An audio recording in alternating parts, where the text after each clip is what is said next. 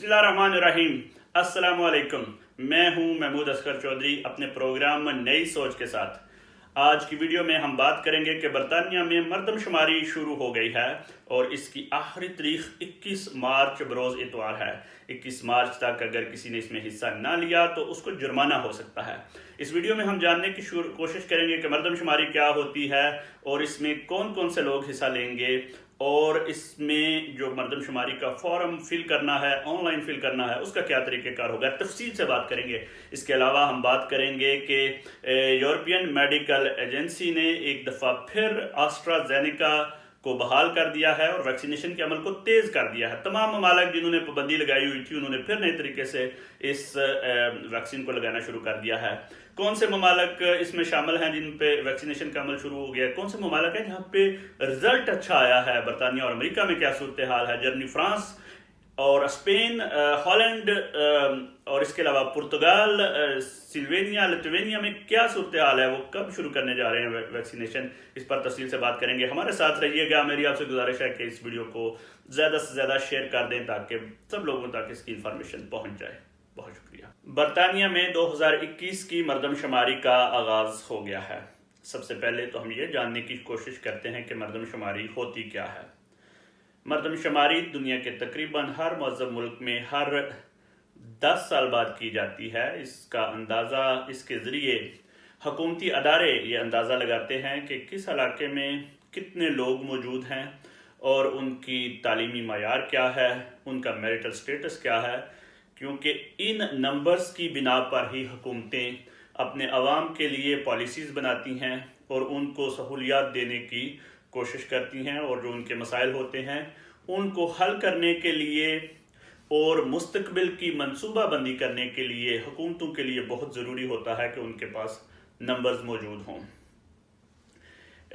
बरतानिया में 2011 में मरदमशुमारी हुई थी और अब ये 2021 यानी ठीक 10 साल बाद दोबारा मरदमशुमारी हो रही है, जिसमें हुकूमत ने आपके घरों में मुख्तलिफ लेटर भेजे हैं, फॉर्म भेजे हैं और उसमें एक कोड लिखा हुआ है जिस कोड की मदद से आप इंटरनेट पर जाकर उनकी जो वेबसाइट है census.gov.uk में अपना कोड डालेंगे और अपनी इंफॉर्मेशन देना शुरू कर देंगे। उसमें किस किस्म की इंफॉर्मेशन होगी, उसमें आपकी जो है वो घर में कितने लोग रह रहे हैं और उनकी जो उम्रें कितनी हैं, उनकी एजुकेशन कितनी है, उनका मैरिटल स्टेटस कैसा है, यानी वो शादीशुदा हैं या गैर शादीशुदा हैं, उनके रोज़गार की जो है वो क्या हैसियत है, वो काम कर रहे हैं या नहीं काम कर रहे हैं, ये किन लोगों के लिए ज़रूरी है। ऐसे तमाम लोग जो बरतानिया में मौजूद हैं और 3 माह से के अरसे के लिए नहीं आए, यानी कि वो बतौर मेहमान यहाँ पे मौजूद नहीं है, यहाँ पे रह रहे हैं, उनके लिए लाजमी है कि वो इस मरदमशुमारी का हिस्सा बने। और इसके लिए अगर एक ही घर में 2 मुख्तलिफ फैमिलीज़ रह रही हैं तो वो अलग-अलग जो है वो अपनी एप्लीकेशन भी दे सकती हैं। कुछ लोगों को लेटर मिल चुके हैं, कुछ लोगों का कहना है कि उनको लेटर नहीं मिले या आपने लेटर ज़ाया कर दिया है या कहीं फेंक दिया है और आपको अपना कोड याद नहीं है। तो परेशान होने की ज़रूरत नहीं है। जब आप वेबसाइट पर जाएंगे तो आप वहाँ पे नया कोड भी मांग सकते हैं। आपको अपना पोस्ट कोड डालना पड़ेगा और हुकूमत आपको नया कोड जारी कर देगी। अब तो ये सवाल पैदा होता है कि इस जो इंफॉर्मेशन हमसे मांगी जा रही है वो बड़ी पर्सनल किस्म की इंफॉर्मेशन है। आपका रिलीजन क्या है, आपकी तालीम क्या है, तो क्या इससे हमें डरने की बात है, कोई मसला तो नहीं होगा। तो ये जो सेंसस होता है, जो मरदमशुमारी हुकूमतें करती हैं, ये बरतानिया में ONS का जो डिपार्टमेंट है वो कर रहा है, ऑफिस ऑफ नेशनल स्टेटिस्टिक्स। तो ये अदारा बायला कानूनी तौर पर इसके लिए लाजमी है कि ये आपकी कोई भी इंफॉर्मेशन कम अज़ कम 100 साल तक किसी दूसरे अदारे को नहीं दे सकता और ना ही किसी सरकारी अदारे को दे सकता है, क्योंकि इसका मकसद अदाद व शुमार कलेक्ट करना है, इसका मकसद लोगों की जासूसी करना नहीं है। तो आप बेफिक्र होकर सारी इंफॉर्मेशन इसमें एंटर कर सकते हैं। ये अदारा आपकी इंफॉर्मेशन किसी सरकारी अदारे को नहीं दे सकता, तो इसलिए इस बारे में परेशान होने की ज़रूरत नहीं है।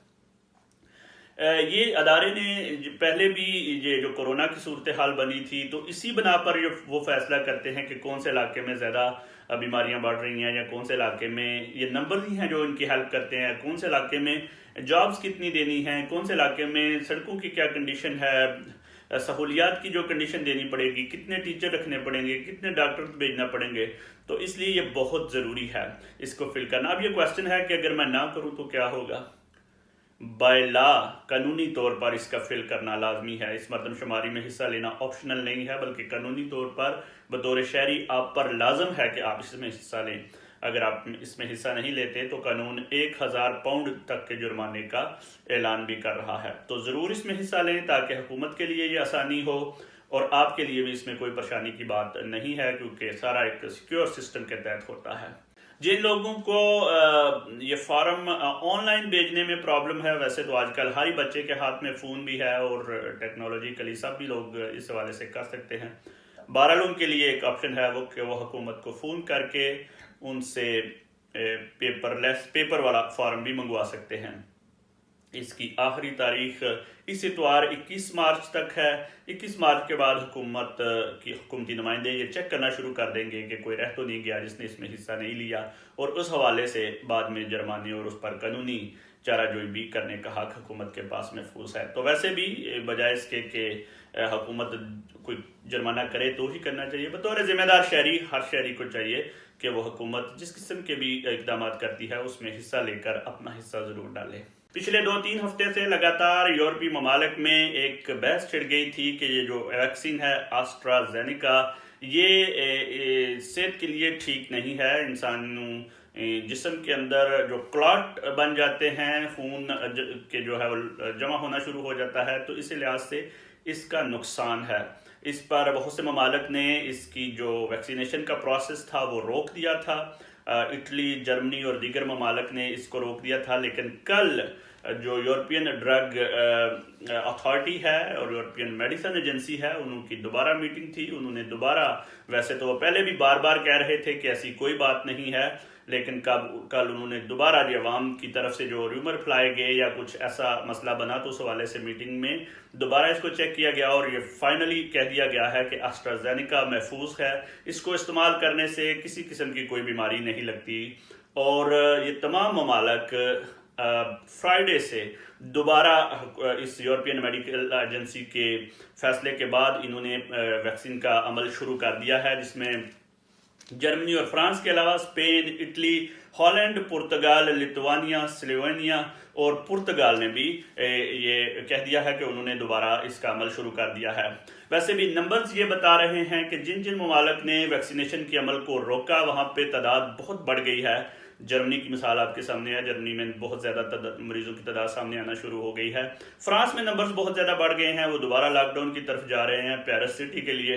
اٹلی کا آپ کو پتا ہے کہ دوبارہ جو ہے وہ ریڈ زون میں چلے گئے ہیں، ہم نے پچھلی رپورٹ میں بتایا تھا، اور وہاں پہ بھی اس کے نمبرز بڑھ رہے ہیں. جبکہ دوسری جانب اگر آپ برطانیہ کو دیکھیں تو اس کا نمبر جو آر نمبر ہے وہ 0.6 سے 0.9 کے بیچ میں ہی رہ رہا ہے. اس کا آر نمبر کا مطلب ہوتا ہے کہ اگر ایک بندے کو یہ لگ جائے کرونا تو وہ مزید کتنے بندوں کو ٹرانسفر کر سکتا ہے. تو جب تک یہ نمبرز 1 سے نیچے رہتے ہیں لاک ڈاؤن نہیں لگتے.